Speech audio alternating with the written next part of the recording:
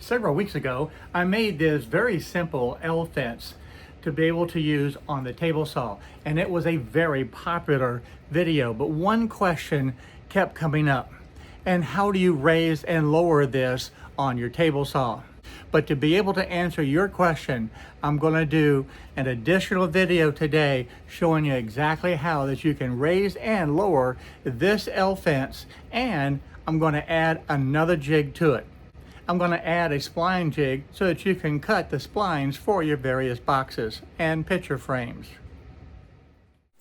I like to recycle material as much as I can, and this is a piece of the 3/4 inch melamine that I had that used to be the workbench for the miter saw, and of course this piece of wood was the fence for it. But I think I have enough material here to be able to make this auxiliary table saw fence for the L fence and for the spline jig. Now this material is really rough on the edges, but I think I can cut the edges away and cut out this old fence and make it work. The first thing I want to do is cut out this 1x4 fence off of this white melamine. That will give me 2 pieces of usable material to be able to build this auxiliary fence. I also have to clean up the edges because over the years with this material acting as a workbench, those edges got torn up really bad. But I think I can clean those up too. With the first side cut away, I want to be able to remove this 1x4 fence now, and I'm going to free up this other white melamine, and I can discard this 1x4. So I'm going to cut as close to the edge as I can to be able to save as much of this melamine material as possible. My fence on my table saw is 1.5 inches wide, and originally the thought was going to be I was just going to make that piece 1.5 inches wide to be able to support the auxiliary fence and be able to make it slide along the fence. But I realized that is far too narrow. So I'm going to make this wider and be able to support a pencil, and I also want to be able to have it where a tape measure can be on that area. So 1.5 inches, no, I'm going to make it just about 3 inches wide. I also am going to go ahead and cut out the auxiliary fence itself, and based on my measurements, I'm going to use the auxiliary fence to be 7 inches tall. So here's the basic concept. I'm going to have one piece of wood on the right side of the fence. Then I have my narrow strip that's going to turn into 3 inches, not 1.5 inches. And then I'll have the auxiliary fence itself that will go right into this area. And when I attach all this together, it will be able to slide right along the fence itself. And that's going to be important for the spline jig, and the L fence needs to be stationary. Now this will go vertical in this area, and this fence will be able to attach to this and then be able to move up and down. Now that leftover piece can actually ride right up here, because I need to be able to make basically a box that will go over this fence. This piece will be the top piece, and I need to cut it down to size. And here's where I made the change. Originally, as I had said, I was going to make this piece 1.5 inches wide, which is the same thickness as the fence. Well, I realized that would not work. I needed it wider. So I'm going to make this top portion that rides on the top of the fence itself 3 inches wide. I want to give you just a little bit of behind the scenes thought process on how I designed this. I divided this vertical auxiliary fence into 5 equal pieces. Now the L fence itself is going to be real easy. I can drill a hole on the farthest points, this point right here and this point over here, and easily be able to attach the L fence, and it will be able to move up and down. The tricky part was to be able to work out the spline jig. Now these 45-degree angles are oversized, and it's just something to be able to go through the thought process and figure out exactly how I wanted to design the 45-degree angles and how to attach them to this auxiliary fence. And I can measure this from this back edge to right here and to the front. So that's where I'll put the holes here and here. Then I'll be able to move this up or down any height that I need to be able to accommodate the thicker wood. Now all I need to do is decide the size of these triangles to be able to put these in, and they'll bolt in to this area and into this area. With the thought process done, I need to be able to cut these slots. Now that middle one, I don't need to cut out. That was really just a reference line to be able to establish the center point. But I do need to cut the 2 slots on each of the ends. So let's go over to the router table and get these cut out. I have the router table set up with the 2 stop blocks. And the idea behind it is I'll be able to push this wood on there, push it over, lift it up, and then I'll be able to make a couple of passes to be able to cut all the way through. I'm using a 1/4 inch spiral down cut bit to be able to make this cut.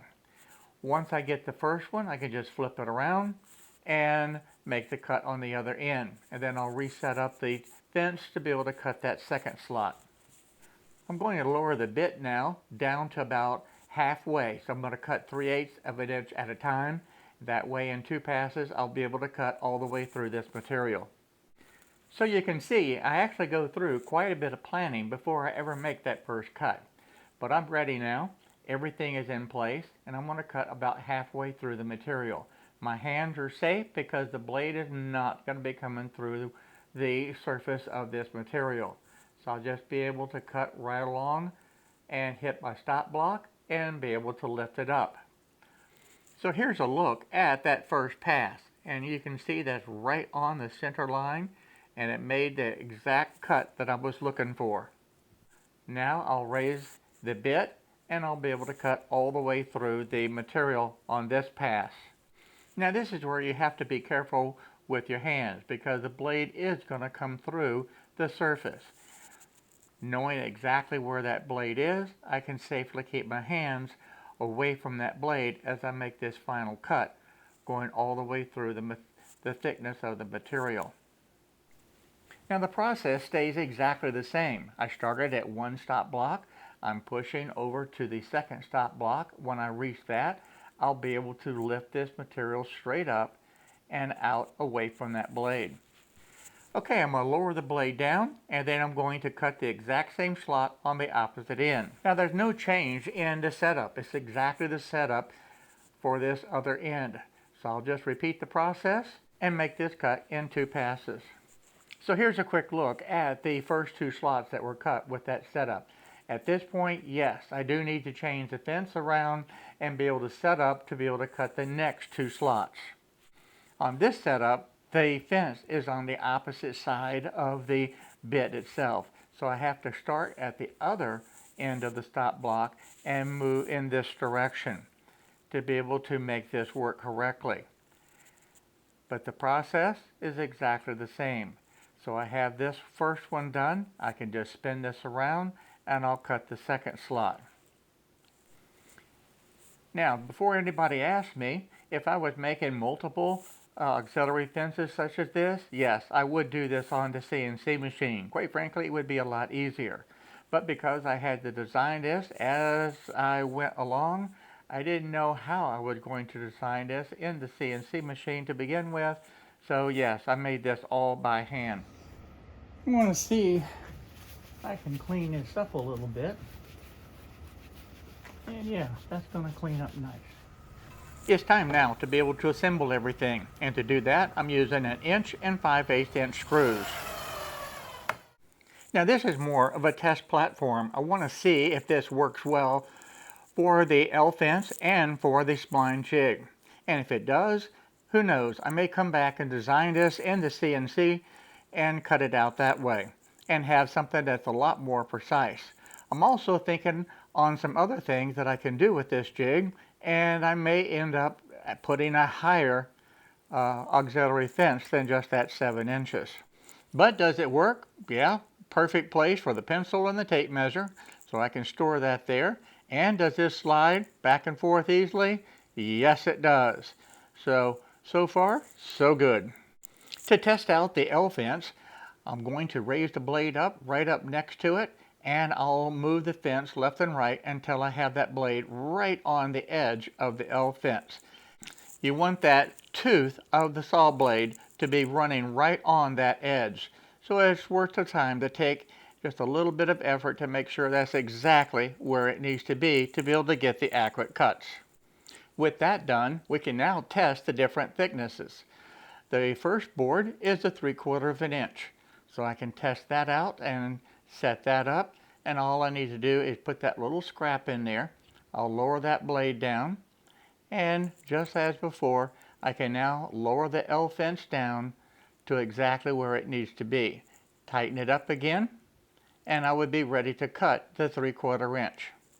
Now, just by changing the height of this material, this one is about 1.5 inches, and I can easily just loosen this L fence, raise it up, and do the same thing again. I'll put that little scrap in there, lower this down, and tighten it. So being able to easily move from the different thickness of the wood makes it very easy. So yes, I could then cut this one. So that worked out well. Let's try one more thickness. I have a piece of rough mahogany that I actually will need to plane down, but right now I just want to see how quickly I could actually set this up. So I'm going to raise the fence up. I'll put my little scrap material right on top, slide that over, and then be able to drop the L fence down right to that scrap, tighten it, and I would be ready to be able to cut this thick wood. Now this is basically about a 3x3 inch block. So you can see it's very easy to be able to set up. I can easily move the L fence up and down on this auxiliary fence and cut really any thickness material that I want. This spline jig now is set up, and that's going to hold with 2 of the screws in place, and I can again easily move this up or down to whatever that I need to. But now I can slide this fence over to where it needs to be, and in this case I'm going to cut this 3/4 inch piece of plywood. I can set this fence where it needs to be. I can raise up the blade right to the height that I need it, and then I can make that cut. Now right now I'm just cutting a 3/4 inch piece of plywood just as a test cut. This could very well be a box, and I could do the same thing with that. And I could put the splines in. And you can see just how well that did. I'm very pleased with this, and this is going to be an experiment, and I definitely will be expanding on this project. So you can see how easy it is to be able to design a project and literally build it as you're designing it. This was a lot of fun to be able to do. I'm glad I brought this to you so that you can see how easy it is to be able to raise and lower the L fence. I like the fact that I've now added the spline jig to this, and I can see quite a bit of additional possibilities. I can do the cabinet door inserts on this and so much more. So I think this is going to be a developing project over the next few months as I experiment with this and expand on the possibilities of this. Now this basic design meets all of the criteria that I wanted to be able to meet on this first project.